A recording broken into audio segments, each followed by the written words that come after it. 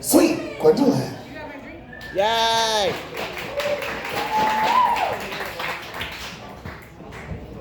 Hey. All right. Was anyone here when I did the year in review for 2022 for positive queer and trans news in December? Okay, well then this will be totally new to you. Part of the good news that I was telling everyone at that time was that there was so much good queer and trans news that happened in 2022 that I couldn't fit it all into a single performance slot. So I got the idea of why not doing a halfway point in July so I don't have to leave anything out. So what I'm going to do is give you a long list of very positive LGBTQIA plus news from the first half of 2023. Yeah. Okay, so we are going to start off with a banger, literally. Non-binary musician Sam Smith and transgender musician Kim Petras won a Grammy for Best Pop Duo Group Performance for their song Unholy, making them the first out trans musicians to win a Grammy since Wendy Carlos had 3 wins for Switched On Bach in 1970. Yay, Wendy Carlos! The Church of England is considering switching to gender-neutral pronouns for God. Michigan passed a bill adding protections based on sexual orientation and gender identity to its already existing civil rights bill covering jobs, education, housing, and public accommodations. Non-binary drag queen Jinx Monsoon will have a major role in the upcoming season of Doctor Who. We love Doctor Who. Kenya's Supreme Court ruled that government discrimination against queer people is against their constitution. Yes. The Supreme Court of America voted 7-2, and that's important. With this Supreme Court, they voted 7-2 to allow a lower court's injunction in favor of trans feminine student athletes in West Virginia. Scientists have successfully created baby mice from 2 male parents, opening the door for same-sex human couples to have their own genetic offspring in the future.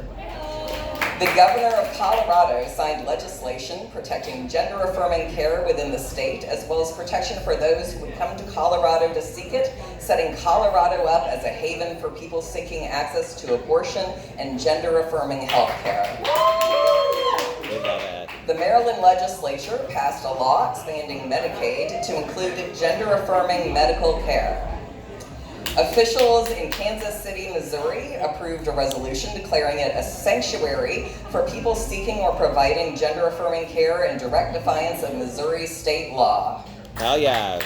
Mexico now allows non-binary people to list their gender as X on their passports. They are now the 17th country in the world to do so, joining the United States, Argentina, Austria, Australia, Canada, Colombia, Denmark, Germany, Iceland, Ireland, Malta, the Netherlands, New Zealand, Pakistan, India, and Nepal. All right. Japan's Supreme Court has ruled in favor of a transgender woman's right to use the bathroom of her choice at work.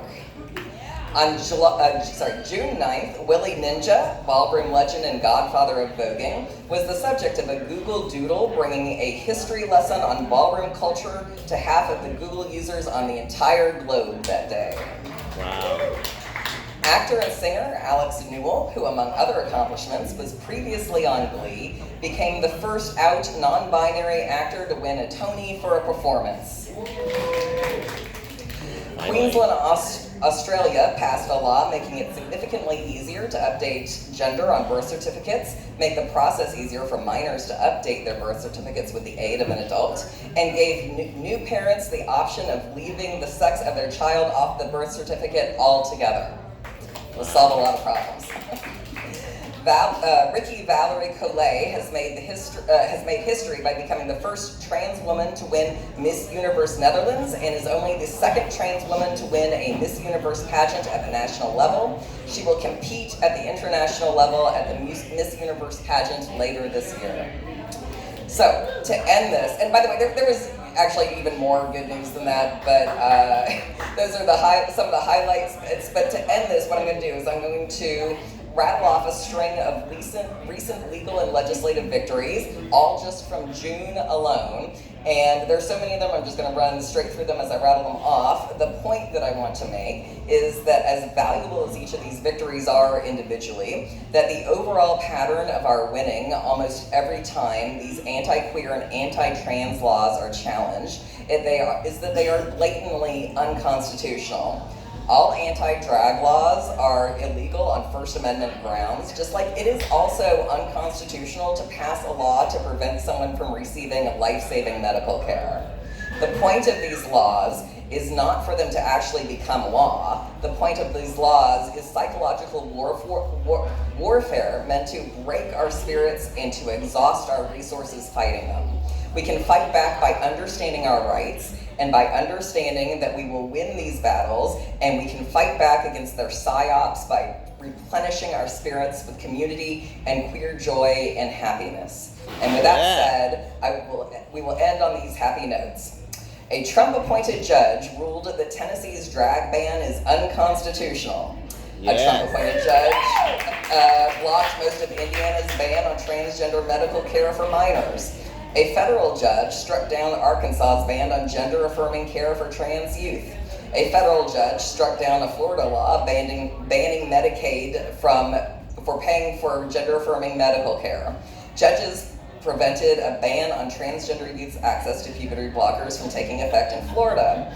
A judge blocked Florida's anti-drag law from taking effect. Yes. A federal judge struck down Michigan passed a law banning the medically discredited practice of, quote, conversion therapy on minors. Wow. And then my favorite, because specifically, this is from the governor of Louisiana, who is in fact a very far-right Republican. He vetoed 3 bills that would have banned gender care for trans youth, legally required the misgendering and dead naming of transgender public school students, and a Don't Say Gay bill because they are, his words, quote, discriminatory, and they will, quote, harm vulnerable trans and queer children. So, remember that in both the big picture as well as the individual battles, we are winning, and don't let the bastards get you down. Yeah.